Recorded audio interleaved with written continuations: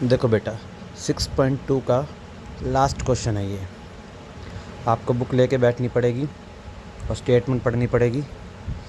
Statement में क्या क्या रखा है?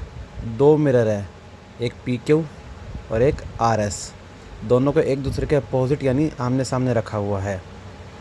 यहाँ से एक रे जा रही है ए बी, जो पी क्यू को बी पे टकराती है, वहाँ से रिफ्लेक्ट होकर बी सी के लॉन्ग मूव करती है और आर एस से टकराकर सी डी के लॉन्ग मूव करती है। आपको बताना है ए बी सी डी के पैरेलल होगी। एक्चुअली ये आपको शो करने की ए बी सी डी के पैरेलल होगी। ओके, अब हमने क्वेश्चन को करने के लिए सबसे पहले जो गिवन है उसको लिखा। गिवन क्या था? P Q parallel to R S. जो पी क्यू और आर एस दो मिरर है वो एक दूसरे के पैरेलल रखे हुए हैं। टू प्रूव में A B parallel to C D. अब प्रूफ करने के लिए हमने क्या करा? छोटी सी कंस्ट्रक्शन करी। क्या करी?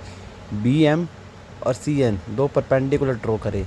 B M perpendicular P Q के ऊपर और C N perpendicular R S के ऊपर। और यहाँ पे 1 2 3 4 एंगल मेंशन कर दिए। अगर दो लाइंस पैरेलल होती हैं तो उनके ऊपर खींचे गए परपेंडिकुलर भी आपस में पैरेलल होते हैं। तो यहाँ पे लिख दिया as P Q parallel to R S, this implies B M perpendicular to C N. Now angle के ऊपर काम करते हैं। एंगल 1 और एंगल 2 इक्वल होंगे बिकॉज ये जो एंगल 1 है ये इंसिडेंट एंगल है और ये वाला रिफ्लेक्टेड एंगल है। इंसिडेंट एंगल और रिफ्लेक्टेड एंगल दोनों आपस में क्या होते हैं? इक्वल होते हैं। ये लॉ ऑफ रिफ्लेक्शन होता है। उसके बाद एंगल 2 और एंगल 3 हमने भी प्रूफ करा है बी एम और सी एन पैरेलल है। तो एंगल 2 और एंगल 3 अल्टरनेट इंटीरियर एंगल भी है। तो जब दो लाइंस पैरेलल होती है तो अल्टरनेट इंटीरियर एंगल इक्वल होते हैं।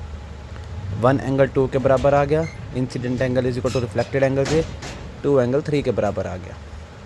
आगे 3 एंगल वापस से incident angle is equal to reflected angle से बराबर हो जाएंगे। 3 इंसिडेंट 4 रिफ्लेक्टेड।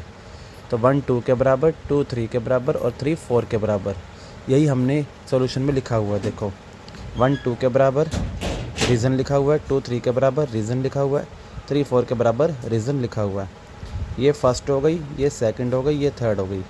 फ्रॉम 1 2 एंड 3 चारों एंगल आपस में क्या हो गए? इक्वल हो गए, जिसकी वजह से एंगल 1 प्लस एंगल 2 इक्वल हो जाएगा एंगल 3 प्लस एंगल 4। 1 को चेंज करके 3 लिख दिया, 2 को चेंज करके 4 लिख दिया, सारे इक्वल तो है।